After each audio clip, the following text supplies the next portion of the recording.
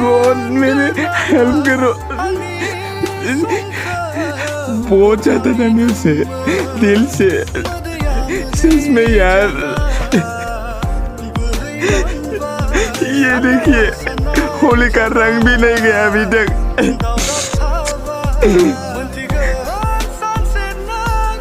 वैसे रो क्यों रहा हूँ मैं? आजकल पता ही नहीं चलता कि मजाक करते करते मेरे को पता ही नहीं कि दुख क्या होता है। मैं बहुत खुश हूँ।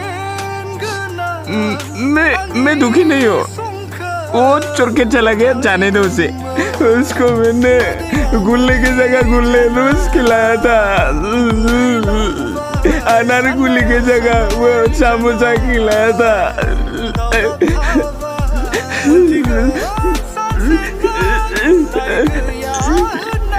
बहुत प्यार करता था मैं उसे।